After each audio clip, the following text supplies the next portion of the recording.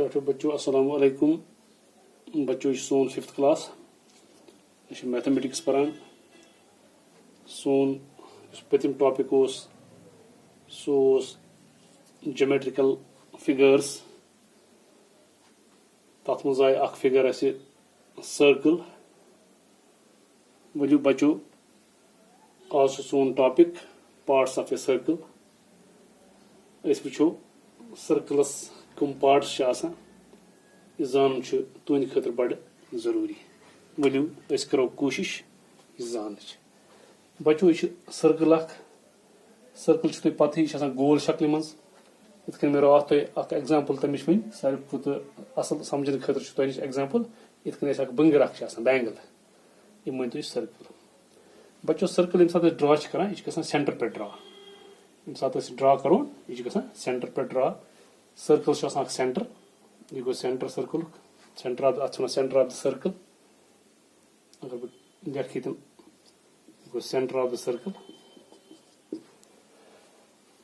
तम पे बच्चों इस सर्कल एंड यह गोल एंड अत वन सर्कमफ्रेंस ऑफ द सर्कल। अत वन सर्कमफ्रेंस ऑफ द सर्कल या हेको छोटस मे वन सर्कल एंड तो असल नाव सर्कमफ्रेंस। वलू वो वो बे क्या पार्ट्स तम खतर पको ये सर्कलस पे यह गो सेंटर अख लाइन पास गसान सर्कल के अक एंड पे बेकिस एंडस तम से यह एंड ए यह एंड बी। इस लाइन अक एंड पे बेकिस एंडस तान सर्कल सर्कल किस अक एंड पे बेकिस एंडस तान पास गसान मगर यह गसान सेंटर मज। अत वन यह गो डायामीटर। अत one diameter go diameter of the circle. यानी डायामीटर गो सर्कल सो लाइन इस सर्कलस अक अंद पे बेकिस अंदस तान टच करान मगर पास गसान through centre of the circle. तम पे ब्या चीज अगर डायामीटर नेसफी करो नमो यह सेंटर पे। अगर सेंटर पे नमो डायामीटर अगर सेंटर पे गो अगर नमो अक पे बेकिस अगर नमो सेंटर पे ब्या लाइन इस सेंटर पे टच करान सर्कलस या सर्कमफ्रेंसस कुन त पॉइंटस पे चाहे पॉइंट डी एस पे कर सी एस पे कर डी एस पे कर ई एस पे कुन त जाए पॉइंट अत पे टच कर मगर from the centre of the circle. यानी अगर ये ब्या त्रो सह ग टच अगर यप त्रो यह गप टच। इस line centre of the circle पे वातान तो टच कर सर्कमफ्रेंसस या end of the circles अकिस points पे अत वन रेडियस। अत वन रेडियस यानी इस रेडियस यह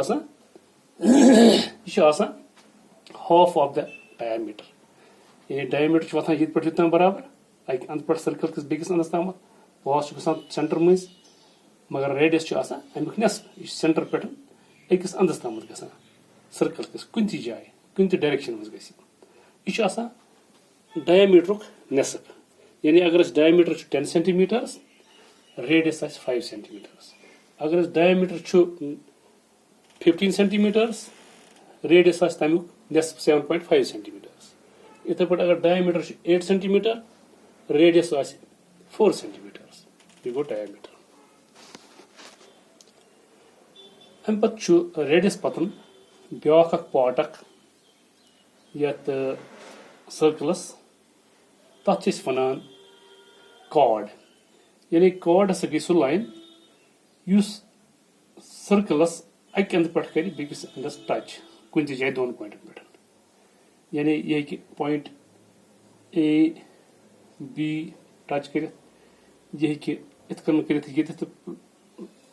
टच पी क्यू यह इत टच कर यप मुख्तलिफ जान कर टच ये डायरेक्शन मज टच कर गो आर एस। यानी इस कॉर्ड कॉर्ड हसा गई सह लाइन युस हसा सेंटरस करान दोन पॉइंटन पे टच एंडस पे कॉर्ड हसा गई सह लाइन युस सेंटर केन दोन अंदन टच करान और अगर अस वुचो इस डायमीटर मान यह लॉन्गेस्ट कॉर्ड यम तह कॉर्ड ये हेको ब्या कॉर्ड बन यह कॉर्ड आर एस गो एल एम यह कॉर्ड यानी सारी chord A B chord P Q chord R S chord L M chord मगर इस डायमीटर यह बजात खुदा कॉर्ड अके डायमीटर पकान यप यह पक सर्कल मज हम पक सर्कल मज बाकी पक सर्कल मज कह अलबत्ता डायमीटर यह मान तवे कि यह longest chord of the circle गो कि सारी कॉर्ड और diameter longest chord of the circle तम पे नेक्स्ट पार्ट युस जन सर्कल सह आर्क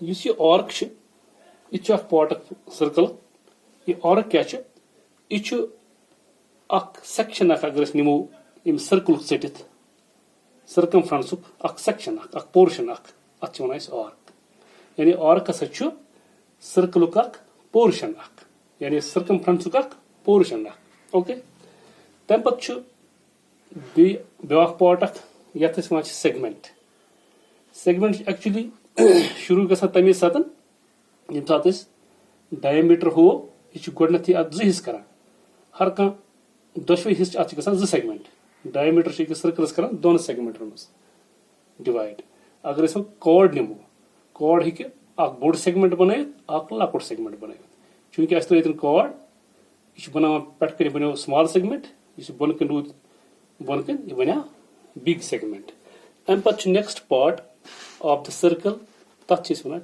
टेंजेंट यह टेंजेंट सह लाइन युस जन सर्कल किस एंडस या सर्कमफ्रेंसस नबर किन अकिस पॉइंटस पे टच कर खाली अकिस पॉइंटस पे टच मिसाल के तौर पर अस लोग ये tangent one X Y tangent यह टच कर सर्कलस कत पॉइंट पी एस पे नबर किन अंदर किन कह अत वन टेंजेंट टेंजेंट हेकन मुख्तलिफ डायरेक्शन मज पे टेंजेंट इथ पे टेंजेंट यप टेंजेंट यप अत डायरेक्शन इथ टेंजेंट यह कुछ जाए टेंजेंट सर्कलस मगर यह कर सिर्फ अकिस पॉइंटस पे सर्कमफ्रेंसस टच तो बचो यम पार्ट्स ऑफ सर्कल तो मे उम्मीद इंशाल्लाह ताला तो यह समझ आमुत तो आइन वो इंशाल्लाह नेक्स्ट सेशन